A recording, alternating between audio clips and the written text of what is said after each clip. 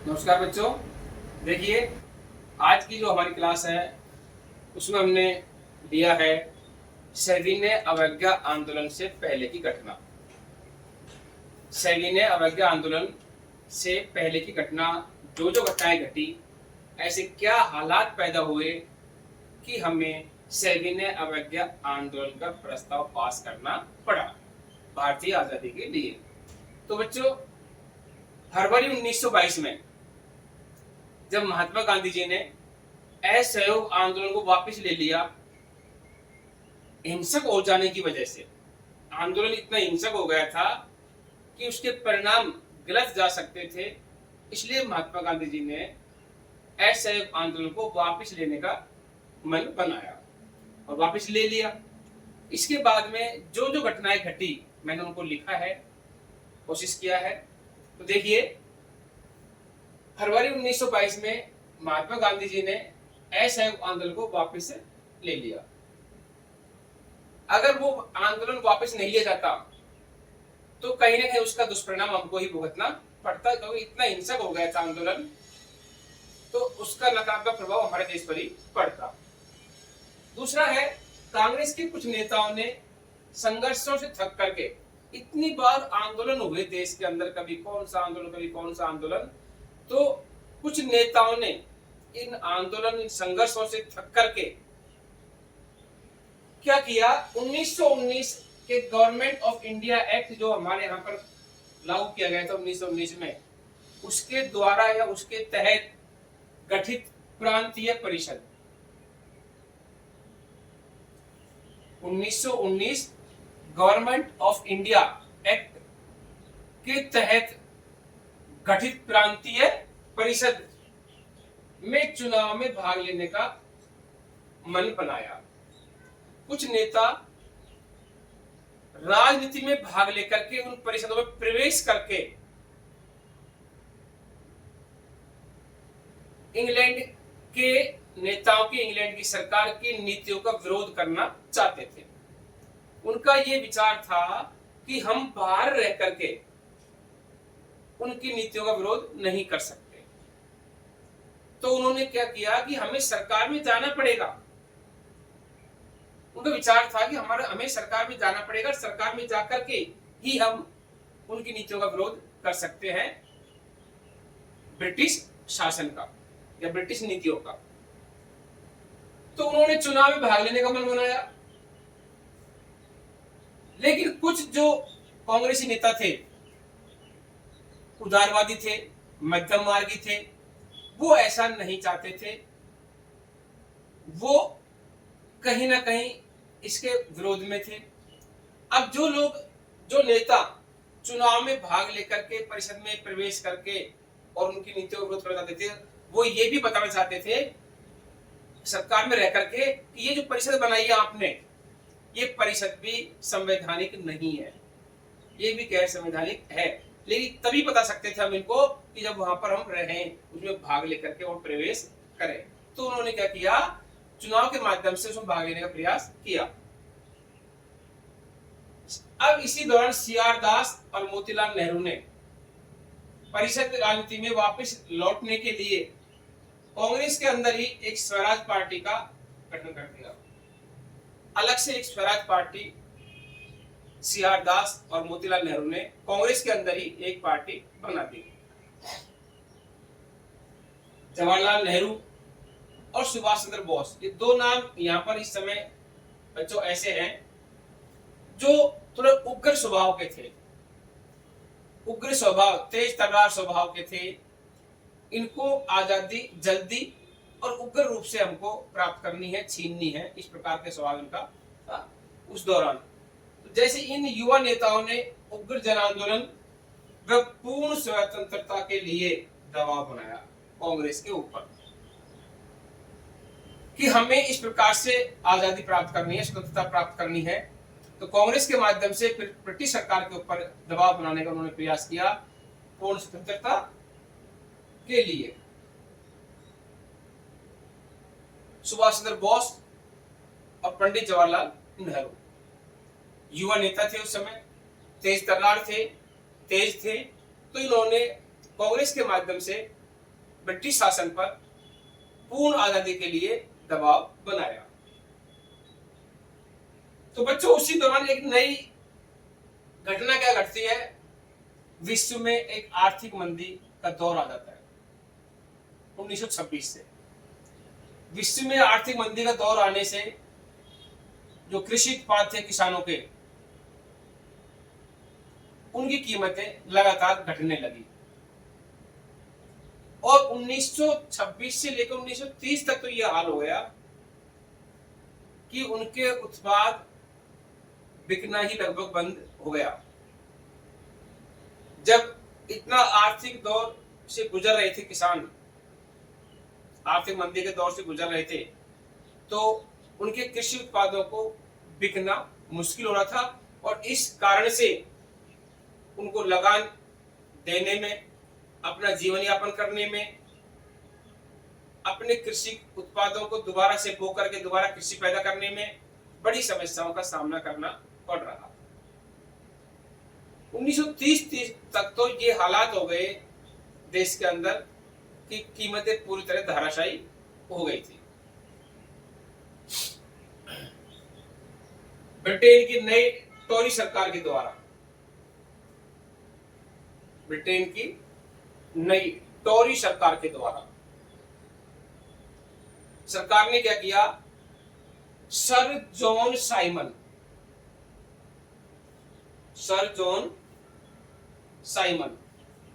अंग्रेज अधिकारी था, इसके नेतृत्व में भारत में एक कमीशन भेजा जिसका नाम था Simon commission. Sir John Simon उनके अध्यक्ष थे, उसके चीफ थे, इसीलिए उन्होंने उनको साइमन कमीशन नाम दिया। और उसका काम था कमीशन का कि भारत में आकर के वो भारत की संवैधानिक व्यवस्था पर चर्चा करनी थी और उनको फैसला देना था आगे। साइमन कमीशन का निर्माण गठन हुआ था 1927 में, लेकिन वो भारत में आया 1928 में। तो साइमन के नेतृत्व में भारत में संवैधानिक व्यवस्था की कार्यशैली का अध्ययन करके सुझाव देने के लिए, संवैधानिक व्यवस्था की कार्यशैली के किस प्रकार से संविधान बनेगा, वो संविधान किस प्रकार से देश में काम करेगा, इन सब बातों पर अध्ययन करना था और अध्ययन करके सुझाव देना था इस कमीशन का काम।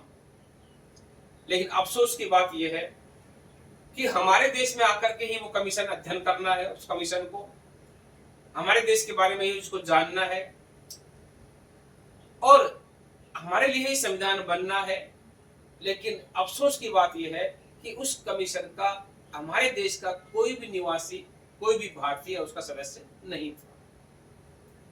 तो बच्चों, ऐसे हालात में जैसे ही साइमन कमीशन भारत आया, भारतीयों ने उसका विरोध किया। साइमन कमीशन वापस जाओ, साइमन गो बैक, इस प्रकार के नारे भारतीयों के द्वारा लगाए गए और साइमन कमीशन का भरपूर भारतीय नेताओं के द्वारा, भारतीय जनता के द्वारा विरोध किया गया। उसका मुख्य कारण था कि साइमन कमीशन में एक भी भारतीय सदस्य नहीं था। अब देखिए, अक्टूबर 1929 में जब 28 में साइमन कमीशन का विरोध हुआ, तो इसके हालात देखते हुए 1929 में लॉर्ड इरविन के द्वारा डोमिनियन स्टेट्स का ऐलान कर दिया गया। इन्होंने देखा कि भारत में अब हमारे पैर टिके रहना बहुत मुश्किल है, हालात बदल चुके हैं। भारत के नेता, कांग्रेसी नेता एकदम उग्र हो चुके हैं। तो ऐसे हालात में इन्होंने क्या किया, डोमिनियन स्टेट्स का ऐलान कर दिया। गोलमोल में क्लियर स्थिति नहीं बताई और गोलमोल में ऐलान कर दिया कि अब भारत में डोमिनियन स्टेट्स वाली व्यवस्था शुरू की जाएगी। अब बच्चों, बात हमारे सामने क्वेश्चन ये है कि डोमिनियन स्टेट्स होते क्या है। डोमिनियन स्टेट्स होते क्या है, तो ये ऐसे स्टेट बनाना था भारत में कि उनके ऊपर नियंत्रण तो ब्रिटिश सरकार का ही रहेगा, लेकिन वो अपने आंतरिक फैसले खुद ले सके। ऐसे स्टेट्स बनाना, ऐसे राज्य बना लेना कि जो अपने आंतरिक फैसले अपने खुद ले, लेकिन आखिरी जो नियंत्रण है उनके ऊपर, वो नियंत्रण उनके ऊपर ब्रिटिश सरकार का ही रहेगा। यानी ब्रिटिश शासन के अंतर्गत रह करके, के अंदर रह करके, उनके हम उनके अधीन रह करके अपना शासन खुद करें। तो बच्चों, इस प्रकार की व्यवस्था, तो फिर भी वही बात रही कि अंत में अगर हम सोचते हैं तो हमारे पर नियंत्रण किसका रहा, वही ब्रिटिश सरकार का। तो इस प्रकार से उन्होंने इसका ऐलान किया और कहा कि भारतीय संविधान पर चर्चा करने के लिए एक गोलमेज सम्मेलनों का आयोजन किया जाएगा। क्या ऐलान कर दिया कि डोमिनियन स्टेट्स के साथ साथ ये भी कहा गया कि गोलमेज सम्मेलन का आयोजन किया जाएगा लंदन में, और वहां पर भारतीय संविधान के ऊपर चर्चा की जाएगी। लेकिन ऐसे हालात में भारतीय कांग्रेस के नेताओं ने इसका विरोध किया और प्रथम गोलमेज सम्मेलन में उन्होंने भाग नहीं लिया। ये उनको उनकी नीति पसंद नहीं आई और इसका विरोध उन्होंने किया। हाँ तो बच्चों देखिए, फिर उसमें क्या है कि 1929 लाहौर अधिवेशन, 1929 लाहौर अधिवेशन पंडित जवाहरलाल नेहरू की अध्यक्षता में दिसंबर 1929 में कांग्रेस के द्वारा पूर्ण स्वराज की मांग की गई। दिसंबर 1929 में लाहौर अधिवेशन में पंडित जवाहरलाल नेहरू की अध्यक्षता में भारतीय कांग्रेस के द्वारा पूर्ण स्वराज की मांग की गई और यह भी निश्चित किया गया कि 26 जनवरी 1930 को भारतीय स्वतंत्रता के लिए स्वतंत्रता दिवस मनाया जाएगा। ये फैसला लिया गया, इसकी शपथ ली गई कि अब आने वाली 26 जनवरी 1930 को भारत आजाद हो जाएगा और हमें आजादी के दिन की यानी स्वतंत्रता दिवस की घोषणा मनाने की कर दी गई। इसी दौरान 31 जनवरी को गांधी जी ने 11 मांगों का वायसराय इरविन को एक खत लिखा। उसमें 11 मांगे मानी गई। महात्मा गांधी जी के द्वारा लॉर्ड इरविन को खत लेकर के कहा गया कि ये हमारी 11 मांगे हैं और इन 11 मांगों को आपको माननी है। अल्टीमेटम के रूप में लिखा गया एक खत। उन 11 मांगों में जो 11 मांग थी, वो सभी 11 मांग समाज के हर तबके से जुड़ी हुई थी। इसमें कुछ सामान्य मांगे थी और कुछ मांगे इसमें किसानों से लेकर के उद्योगपतियों तक के सभी लोगों की मांगे इसमें शामिल थी। बच्चों, इसका कारण क्या था?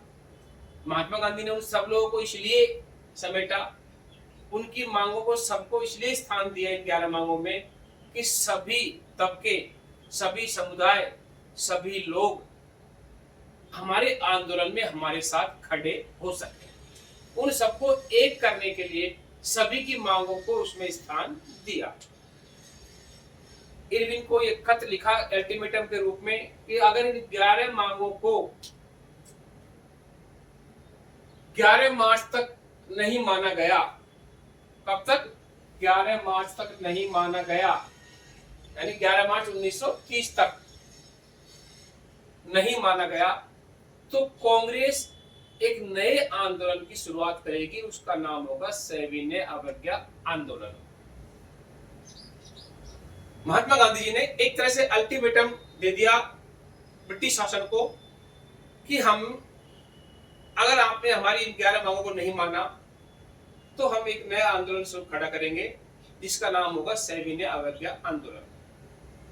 बच्चों, इरविन ने इन मांगों को मानने से इनकार कर दिया। जब इरविन ने इन मांगों को मानने से इनकार कर दिया तो हमारा जो फैसला था सविनय अवज्ञा आंदोलन का वो शुरू होना ही था।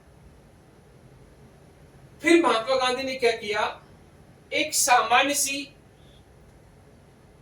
सा मुद्दा उठाया और वो मुद्दा एक ऐसा मुद्दा लिया जिसकी जो सब समुदाय से जुड़ा हुआ था। वो मुद्दा था नमक का। नमक के मुद्दे को महात्मा गांधी जी ने सामने लिया, उसको उठाया और नमक कानून को तोड़ने का निर्णय लिया। तो अपने आश्रम से महात्मा गांधी जी ने 78 वॉलंटियर अपने विश्वसनीय लोगों को लिया और दांडी जो जगह है गुजरात में, तटीय क्षेत्र है, तटीय गांव है, समुद्र तट है वहां के लिए रवाना हो गए और 6 अप्रैल को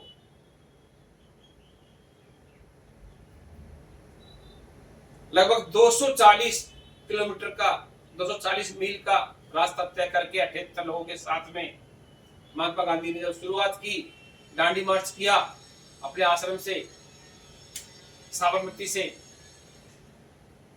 लगभग रोजाना 24 मील की यात्रा करके जब वो एक गांव में जाकर रास्ते में कहीं रुकते तो लोगों को वहां पर भी उन्होंने सभा के रूप में संबोधित किया और उनको सविनय का अर्थ समझा करके सविनय अवज्ञा आंदोलन में भाग लेने के लिए प्रोत्साहित किया और उनको समझाया। लोगों को, लोग सुनने के लिए उनको आते थे जहां भी वो रुकते थे रास्ते में, और उनको सविनय अवज्ञा आंदोलन का मतलब समझा करके उनको उनकी भावनाओं को जाना और उनको निर्देशित किया कि हमें इस प्रकार से कदम उठाना है और स्वराज का अर्थ समझाने का प्रयास किया रास्ते में जहां जहां पर भी महात्मा गांधी रुके। तो बच्चों, हर दिन 24 मील की यात्रा करके लगभग 10 दिन के बाद 240 मील का रास्ता तय करके और दांडी नामक गांव में वो पहुंचे जो कि तटीय क्षेत्र है, गुजरात में है, और वहां जाकर के उन्होंने 6 अप्रैल को समुद्र से पानी लेकर के गर्म करके और नमक बना करके नमक टैक्स का उल्लंघन किया। नमक बनाया उन्होंने और कानून तोड़ करके आंदोलन की शुरुआत कर दी। तो कहने का मतलब ये हुआ कि सविनय अवज्ञा आंदोलन की शुरुआत 6 अप्रैल 1930 को नमक बना करके, कानून का उल्लंघन करके आंदोलन की शुरुआत कर दी गई। इसके बाद बच्चों, इस आंदोलन की मुख्य जो घटनाएं थी वो क्या क्या थी। देश के विभिन्न हिस्सों में नमक कानून का उल्लंघन हुआ। जब गांधी जी ने इसका नमक कानून तोड़ा तो देश के विभिन्न हिस्सों में लोगों ने उनका साथ दिया और नमक कानून का उल्लंघन किया। सरकार के जो नमक ऑफिस थे, नमक के उद्योग थे, कार्यालय थे नमक के, उनके सामने जम करके हंगामा किया, आंदोलन किया और इसकी शुरुआत में इसमें भाग लिया। विदेशी वस्तुओं का बहिष्कार, हर विदेशी वस्तु का बहिष्कार किया गया इस आंदोलन में। ये सब में ही हुआ था, लेकिन इसमें भी बहिष्कार की नीति अपनाई गई और विदेशी कपड़े की और हर चीज का उन्होंने बहिष्कार किया भारतीय लोगों ने। शराब की दुकानों की पिकेटिंग की गई। भारतीय लोगों के द्वारा, कांग्रेस के नेताओं के द्वारा शराब की दुकानों के पास सामने जाकर खड़े होकर के उन्होंने ये निगरानी की, लोगों को शराब खरीदने से मना किया, लोगों को शराब के नुकसान बताए जिससे कि अंग्रेजी शराब की बिक्री कम हो जाए और सरकार के जो हौसले बुलंद थे वो डाउन हो जाए। इसलिए शराब की दुकानों की पिकेटिंग की गई, वहां पर पहरे दिए गए लोगों के द्वारा, शराब लोगों को खरीदने से मना किया गया, उसके नुकसान सबको बताए गए, समझाए गए। वन कानूनों का उल्लंघन, ब्रिटिश सरकार ने जो वन को लिए कानून बनाया था 1972 में, वन नीति बनाई थी, उसका विरोध भी शुरू हो गया। लोग जंगलों में अपने पशुओं को चराने के लिए घुसने लग गए, सरकार की बातों का विरोध करके, नियमों का विरोध करके, उल्लंघन करके, और उनकी नीतियों को तोड़ना शुरू कर दिया। अब ब्रिटिश शासन भी इतनी आसानी से हार मानने वाला बच्चों नहीं था। उन्होंने भी दमनात्मक नीति, दमनकारी नीतियों का अपनाया और हमारे साथ अन्याय किया। कांग्रेसी नेताओं को हिरासत में ले लिया गया। उनकी प्रतिक्रिया जो थी उसमें क्या किया उन्होंने, कांग्रेसी नेताओं को, जो उन्होंने देखा कि जो आगे आ रहा है नेता ज्यादा सक्रिय है, उन सब नेताओं को उन्होंने हिरासत में ले लिया। सत्याग्रहियों पर हमले किए गए। जो सत्याग्रही आंदोलन कर रहे थे उन पर उन्होंने हमले किए। महिलाओं और बच्चों को पीटा गया। बीच सड़क पर पकड़ पकड़ करके महिलाओं को और बच्चों को ब्रिटिश सेना के द्वारा, ब्रिटिश पुलिस के द्वारा मारा पीटा गया। लगभग 1 लाख लोगों को गिरफ्तार कर लिया गया। लगभग 1 लाख लोगों को गिरफ्तार पूरे आंदोलन के दौरान कर लिया गया। अब ऐसे हालात में जब गांधी जी को लगा कि ये तो निर्णय हमारा उल्टा जा रहा है, महिलाओं की पिटाई तक हो रही है, बच्चों की पिटाई तक हो रही है, और ब्रिटिश सरकार ने नीति गलत बना ली, दमनात्मक नीति बना ली, दमन करना शुरू कर दिया, तो महात्मा गांधी से देखा नहीं गया और आखिर उनको थोड़ा झुकना पड़ा और गांधी इरविन समझौता हुआ। और उस समझौते के तहत महात्मा गांधी जी ने द्वितीय गोलमेज सम्मेलन में भाग लेने की सहमति दर्शा दी।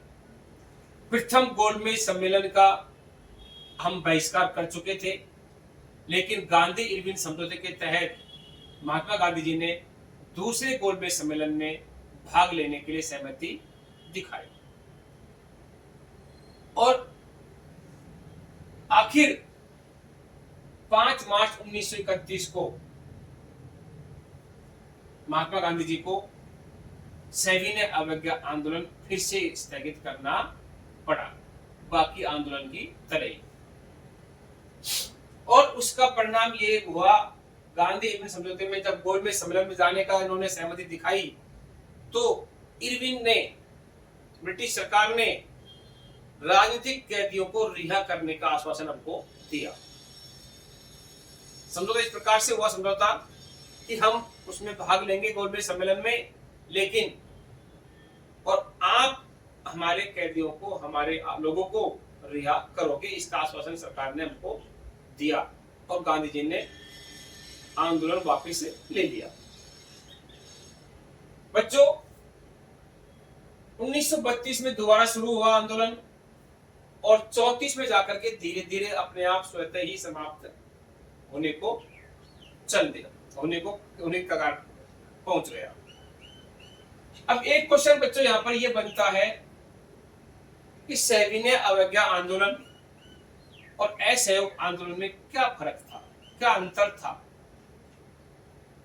तो बच्चों, अंतर साफ है। जो हमारा असहयोग आंदोलन था उसमें हमने, या हमारी सरकार ने, हमारी कांग्रेस ने स्वराज की मांग की गई थी। किसकी मांग की गई थी? स्वराज की। लेकिन सविनय अवज्ञा आंदोलन में वो स्वराज हमारा पूर्ण स्वराज में बदल गया। यानी कि सविनय अवज्ञा आंदोलन में कांग्रेस के द्वारा पूर्ण स्वराज की मांग की गई थी, जबकि असहयोग आंदोलन में हमने स्वराज की मांग की थी। स्वराज और पूर्ण स्वराज, ये फर्क था। दूसरा जो अंतर था दोनों आंदोलन में, वो ये था कि असहयोग आंदोलन जो हमारा था उसमें कानून को तोड़ने का प्रावधान बिल्कुल भी नहीं था। हमें कानून नहीं तोड़ने थे। कानून तोड़ने वाला मुद्दा उस आंदोलन में नहीं रखा गया था। लेकिन सविनय अवज्ञा आंदोलन में कानून तोड़ना आम बात थी, क्योंकि सविनय अवज्ञा आंदोलन की शुरुआत ही हमने कानून तोड़ करके की थी। नमक कानून तोड़ा गया तो इस आंदोलन की तो शुरुआत ही कानून तोड़ करके हुई थी, जबकि असहयोग आंदोलन में कानून तोड़ना गलत माना गया था। ऐसा कोई प्रावधान उसमें कानून तोड़ने का नहीं था। लेकिन सविनय अवज्ञा आंदोलन में कानून तोड़ना ठीक माना गया और कानून तोड़ करके ही हमने इस आंदोलन की शुरुआत की थी महात्मा गांधी जी ने। धन्यवाद बच्चों, ये आज हमारा सविनय अवज्ञा आंदोलन भी पूरा हुआ।